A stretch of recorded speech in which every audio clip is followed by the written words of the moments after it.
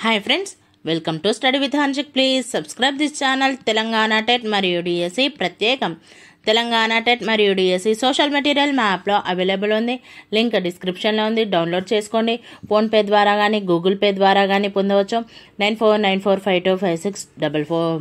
Telangana TET 2025 12 John 2025 రోజున జరిగిన question paper 2 shift 2 social content. Previous question papers. కింది వాటిలో కరెంట్ అకౌంట్ డిపాజిట్ గురించి ఉత్తమంగా వివరిస్తున్న స్టేట్మెంట్ను గుర్తించండి.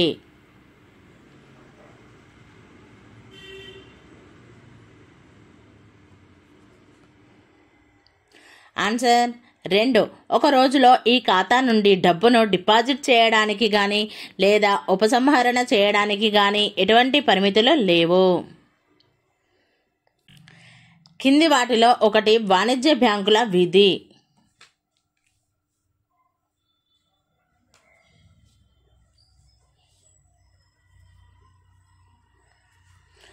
ఆన్సర్ 4.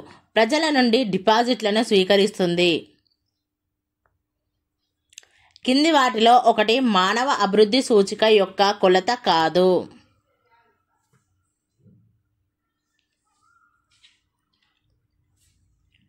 ఆన్సర్ 4. జనసాంద్రత. ఉత్పత్తి ప్రక్రియలో ప్రకృతి ప్రధాన పాత్ర పోషించే వ్యవసాయం మరియు మత్స్య పరిశ్రమ, అటవీ పెంపకం, గనులు తవ్వటం, క్వారీయింగ్ వంటి కార్యకలాపాలు ఈ ఆర్థిక వ్యవస్థ కిందికి వస్తాయి.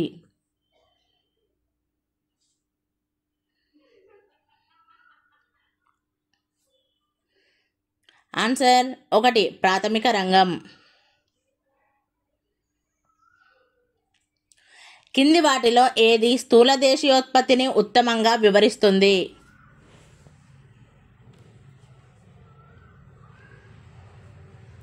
ఆన్సర్ 4. ఒక సంవత్సర కాలంలో దేశంలో ఉత్పత్తి చేయబడిన అంతిమ వస్తువులు మరియు సేవల మొత్తం విలువ.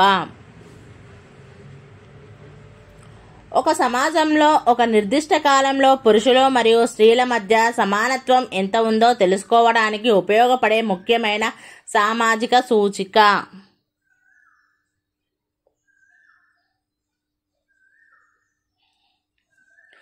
ఆన్సర్ 2. లింగ నిష్పత్తి.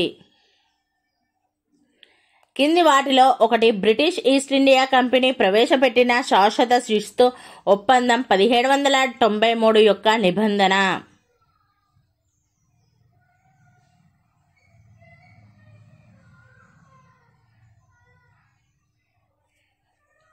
ఆన్సర్ 1.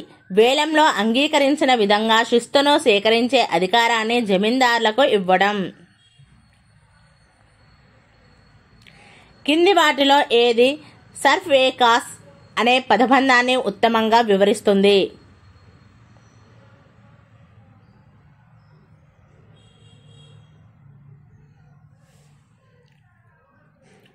ఆన్సర్ 2. తన వ్యక్తిగత జాగీరుగా నేరుగా నిజాం ఆధీనంలో ఉన్న భూమి. సుస్థిర అభివృద్ధి యొక్క ప్రాథమిక లక్ష్యం.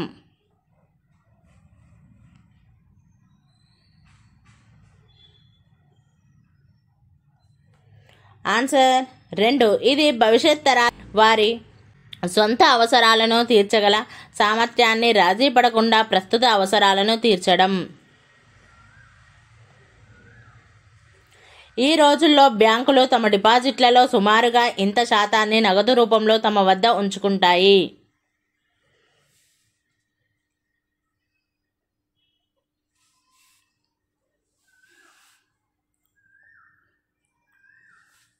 ఆన్సర్ 4. 15%. రుణదాత నుండి రుణాన్ని డబ్బుగా కానీ వస్తువులు లేదా సేవల రూపంలో కానీ రుణగ్రహీత పొందుతూ తీసుకున్న రుణాన్ని భవిష్యత్తులో తిరిగి చెల్లిస్తానని హామీని ఇవ్వడాన్ని ఈ విధంగా పిలుస్తారు.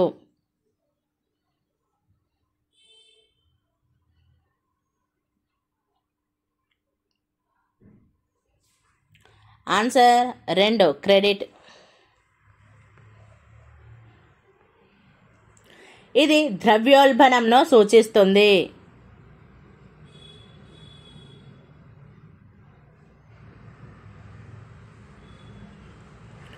ఆన్సర్ 2 వస్తువుల ధరలు నిరంతరం పెరగడం.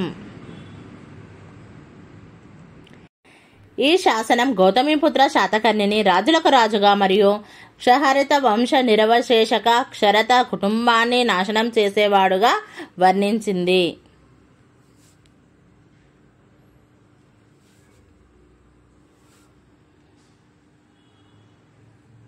ఆన్సర్ 1 నాసిక్ శాసనం. మొదటి ప్రపంచ యుద్ధంలో ఆస్ట్రియా తరపున పాల్గొన్న దేశాలను ఇలా అంటారు.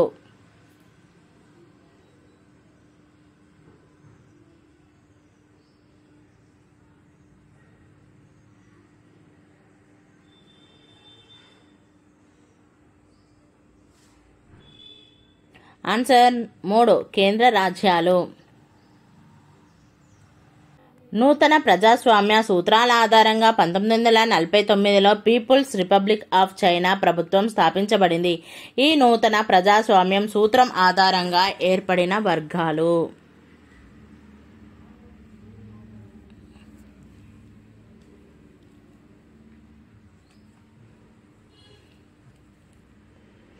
ఆన్సర్ 1 భూస్వామ్య విధానాన్ని సామ్రాజ్యవాదాన్ని వ్యతిరేకించే అన్ని సామాజిక వర్గాలు. సిద్ధాంతంపై ఆధారపడి విశ్వజనీన మతంతో నమ్మకమున్న వాళ్ళందరితో కలిసి 1828లో రాజా రామ్మోహన్ రాయ్ బ్రహ్మ సమాజాన్ని స్థాపించారు.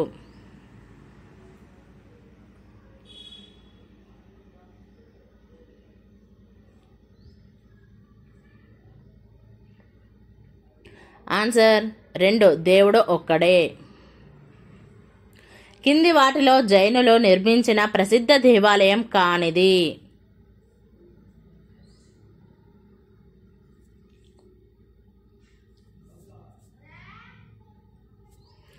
ఆన్సర్ 4 మయన్మార్లోని శ్వేతనాగ్ పగోడా. 1919లో మహాత్మా గాంధీ దీనికి వ్యతిరేకంగా సత్యాగ్రహానికి పిలుపునిచ్చారు.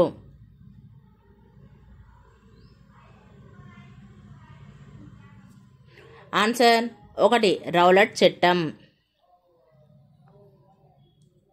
1798లో ఈ గవర్నర్ జనరల్ ఆదేశాల మేరకు మద్రాసు ప్రెసిడెన్సీలో థామస్ మన్రో రైత్వారీ వ్యవస్థను ప్రవేశపెట్టారు.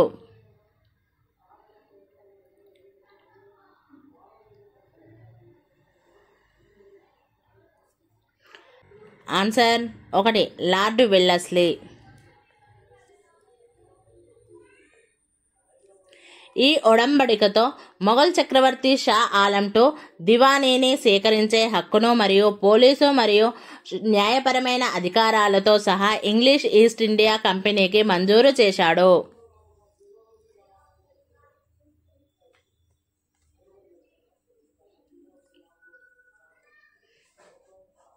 ఆన్సర్ 1 అలహాబాద్ ఒడంబడిక. మొదటి ప్రపంచ యుద్ధం తర్వాత కింది వారిలో ఒకరు ఫాసిస్టు భావజాలాన్ని అనుసరించలేదు.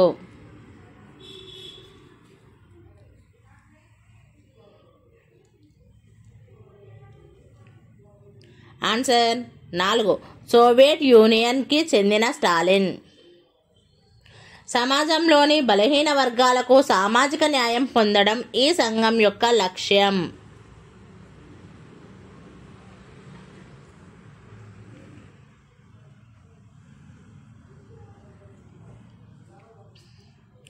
ఆన్సర్ 1 సత్యశోధక్ సమాజ్. కింది వాటిలో సరికాని జతను గుర్తించండి.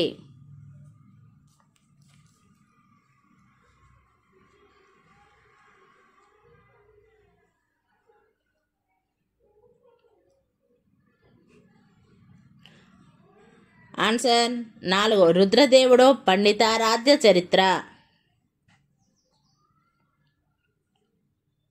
కింది వాటిలో ఏది డాగర్ బ్యాంక్ అనే దాన్ని ఉత్తమంగా వివరిస్తుంది?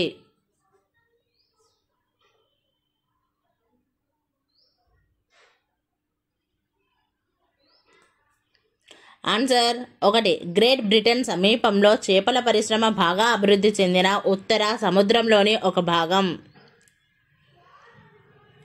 ఈ పర్వత శ్రేణుల ఉత్తర వాలు వెంబడి ఫోన్ అనే స్థానిక ఉష్ణ పవనాలు వీస్తాయి.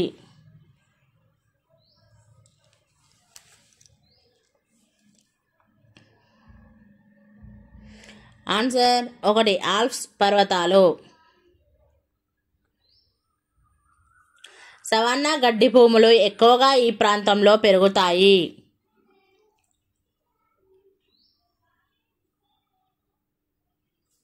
ఆన్సర్ 3 భూమధ్య రేఖకు ఇరువైపులా ఉన్న ప్రాంతాలు మరియు ఉష్ణమండల వరకు విస్తరించి ఉన్న ప్రాంతాలు.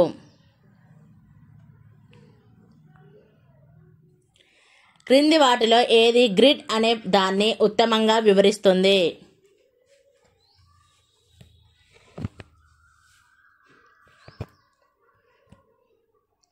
ఆన్సర్ 1 భూగోళంపై గీసిన అక్షాంశాల మరియు రేఖాంశాల నెట్వర్క్.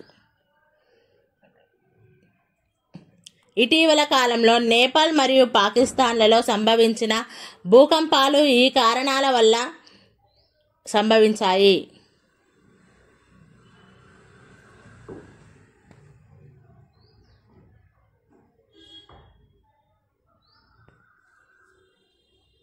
ఆన్సర్ 3 ఇండియా ఫలకం యురేషియా ఫలకాన్ని నెట్టడం వలన. కింది వాటిలో అంతర్గమ భూస్వరూపాలను సరైన విధంగా వివరించే స్టేట్మెంట్ను గుర్తించండి.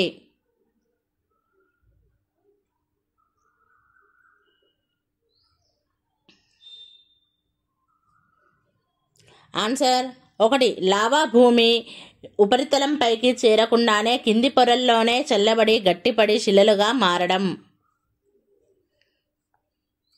భూమధ్య రేఖ చుట్టూ భూమి ఉపరితలంపై అల్పపీడనం ఉండడానికి కారణం.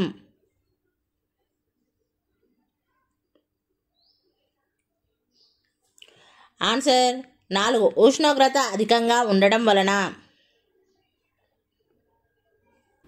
కింది గ్రహాలను వాటి సాంద్రత ఆధారంగా అవరోహణ క్రమంలో అమర్చండి.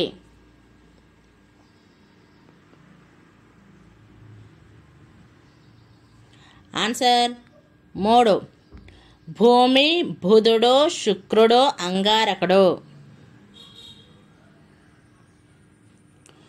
ఈ భూకంప తరంగాలు వేగంగా కదులుతాయి మరియు భూమి ఉపరితలంపైకి మొదటగా చేరుకుంటాయి.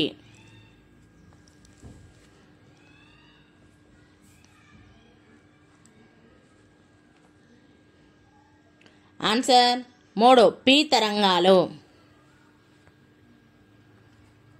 భారతదేశంలోని ఈ ప్రాంతంలో గోధుమ ప్రధాన ఆహార పంట.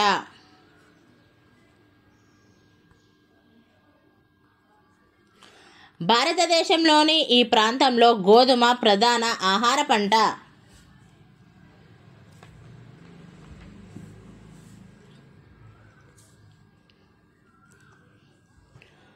ఆన్సర్ 4 ఉత్తర మరియు వాయువ్య భారతదేశంలోని ప్రాంతాలలో.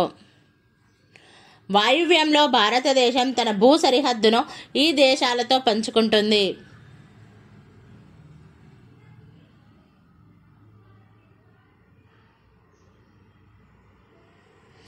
ఆన్సర్ 1 పాకిస్తాన్ మరియు ఆఫ్ఘనిస్తాన్. ఆరావళి పర్వతాలు ఇక్కడ కేంద్రీకృతమై ఉన్నాయి.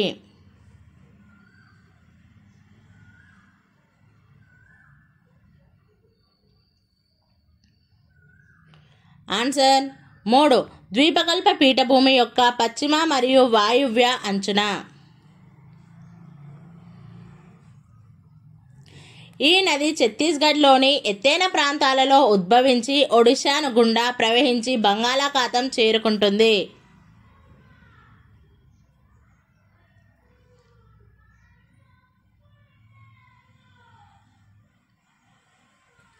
ఆన్సర్ 3 మహానది. ఈ ప్రాంతంలో మన్నికైన గట్టి కలపను అందించే సుందరి చెట్లు కనిపిస్తాయి.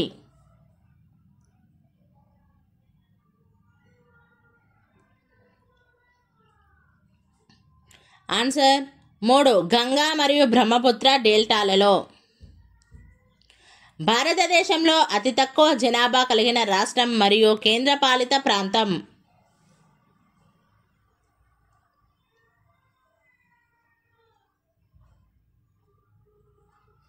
ఆన్సర్ 1 సిక్కిం మరియు లక్షద్వీప్. భారత రాజ్యాంగంలోని ఈ షెడ్యూల్ను భారత రాజ్యాంగ మొదటి సవరణ ప్రకారం భారత రాజ్యాంగంలో చేర్చబడింది.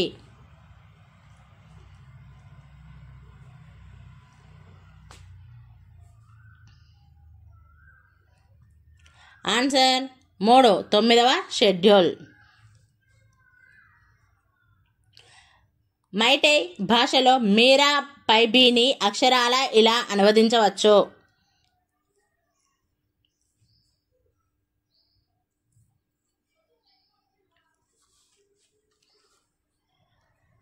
ఆన్సర్ 1 కాగడాలు పట్టుకొని ఉన్న స్త్రీలు. మానవ హక్కులలోని 13(1) అధికరణ దీని గురించి వివరిస్తుంది.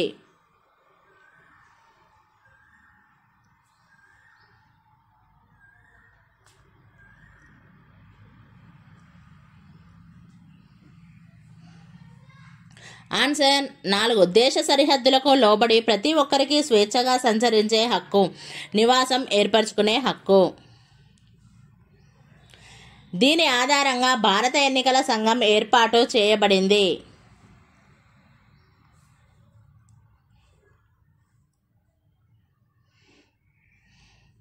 ఆన్సర్ 2 భారత రాజ్యాంగం. అనంత వైవిధ్యంతో కూడిన జీవాన్ని భూమి పోషించే శక్తిని కాపాడడం ఈ ఉద్యమం యొక్క లక్ష్యం.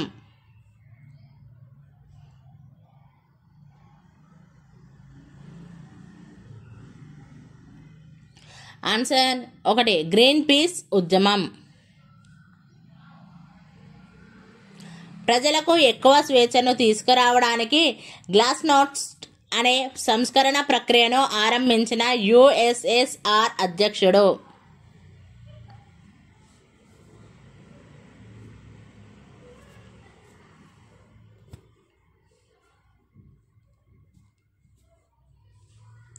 Answer 4 Michael Gorbachev.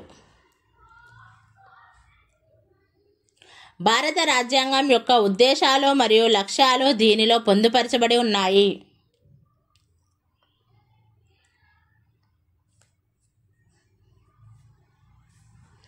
ఆన్సర్ 3 భారత రాజ్యాంగ పీఠిక. భారత పార్లమెంటు రాజ్యాంగంలోని కింది భాగాలలో ఒకదానిని సాధారణ మెజారిటీతో సవరించలేదు.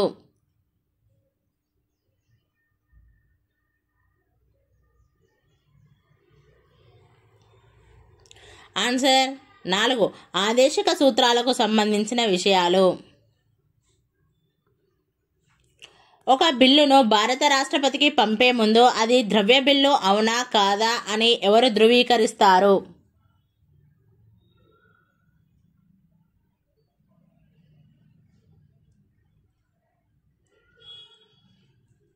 Answer 3 Lok Sabha speaker. రాష్ట్రపతి పార్లమెంటు ఉభయ సభల సంయుక్త సమావేశాన్ని ఈ సందర్భంలో సమావేశపరచవచ్చు.